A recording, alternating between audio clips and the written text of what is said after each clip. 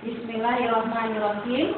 Pada pertemuan kali ini kita akan membahas mengenai salah satu hadis yang disampaikan oleh Ibnu Abbas, di mana baginda Rasulullah Shallallahu Alaihi Wasallam bersabda, "Ihtanim khamsan qabla khamsin, sababaka qabla haramika, wa sihataka qabla saqamika, wa ginaka qabla fakrika, wa faragaka qabla sublika, wahayataka qabla mautika."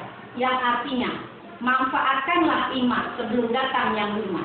Yang pertama, masa mudamu sebelum masa tuamu, masa sehatmu sebelum datangnya sakitmu, masa kayamu sebelum datang miskinmu.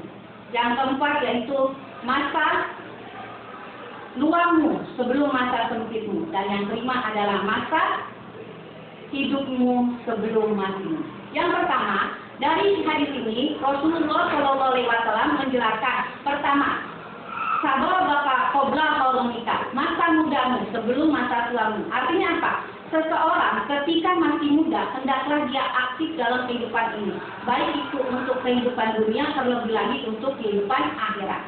Karena apa? Akan datang masanya tua di mana dia akan sulit untuk melaksanakan sholat dengan sempurna, akan dia tidak ada waktu lagi untuk kembali lagi ke masa muda. Karena itu masa muda harus diisi dengan kegiatan-kegiatan positif yang bisa lebih mendekatkan diri kepada Allah Subhanahu wa Ta'ala. Karena masa muda tidak akan pernah terulang kembali. Yang sudah terlewat tidak akan kembali. Karena itulah ketika kalian muda, gunakanlah waktu sebaik-baiknya untuk selalu dekat dengan Allah dengan cara menjalankan segala yang diperintahkan oleh Allah Subhanahu wa Ta'ala. Baik itu sholat, zakat, puasa, dan lain sebagainya, yang pasti kegiatan-kegiatan yang bisa menambah kedekatan dengan Allah Subhanahu wa Ta'ala. Yang kedua, dalam hadis ini Allah menjelaskan bahwa seseorang itu agar mempergunakan masa dia saat sehat sebelum masa sakit. Kenapa? Karena saat masa sehat, apapun pekerjaan itu akan lebih mudah dikerjakan ketimbang ketika dia sakit. Karena apa? Ketika sehat, badan yang sehat ini akan menyebabkan seseorang lebih mudah berpikir, lebih mudah bekerja. Jadi jangan pernah terlena dengan kesehatan. Jangan merasa nanti. Kenapa? Ketika seseorang menunda, maka ketika dia datang waktunya sakit akan menyesal. Karena yang namanya sehat itu mahal. Jangan sampai kita bermalas-malasan dengan yang namanya kesehatan. Jangan dihabiskan waktu dengan kegiatan HP atau kegiatan-kegiatan yang akan merusak ibadah kepada Allah Subhanahu wa Ta'ala atau yang akan membuat kita jauh dari Allah Subhanahu wa Ta'ala. Semangatlah dalam mengisi kesehatan dengan cara kita mengisi dengan kegiatan positif, baik itu belajar dan beribadah kepada Allah Subhanahu wa Ta'ala.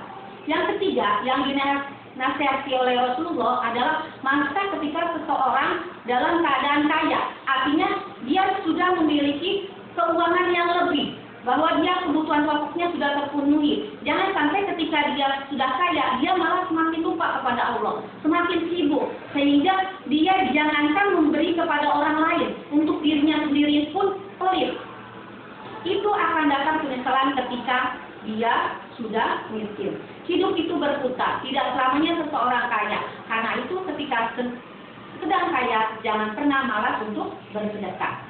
Yang keempat, yaitu ketika seseorang sudah diberikan Allah waktu luang. Jangan pernah waktu luang ini kita sia-siakan dengan bersantai-santai dan merasa waktu itu panjang. Jangan. Kenapa? Karena waktu yang luang itu akan datang waktu yang sempit di mana kita keadaannya sudah tidak pernah bisa melakukan lagi. Misalnya, hari ini kita mendapatkan dari seorang guru tugas A, maka tugas A itu kerjakan hari ini. Kenapa? Karena kita tidak tahu esok akan kesibukan apa yang akan kita dapati. Manfaatkan waktu dengan sebaik-baiknya agar tidak menyesal. Yang kelima, nasihat Nabi dari hari ini adalah bahwa ketika Allah Subhanahu wa Ta'ala memberikan kita nikmat berupa kehidupan, artinya kita masih diberikan panjang umur, manfaatkanlah. Karena kita tidak ada yang tahu sampai kapan usia yang kita dijatahi oleh Allah Subhanahu wa Ta'ala. Entah 20 tahun, 30 tahun, 50 tahun, 60 tahun, semua itu ketetapan Allah. Jadikanlah hidup kita ini berarti dengan cara lebih dekat dengan Allah dan jangan sampai menyesal. Demikian hadis ini, semoga bermanfaat. Wassalamualaikum warahmatullahi wabarakatuh.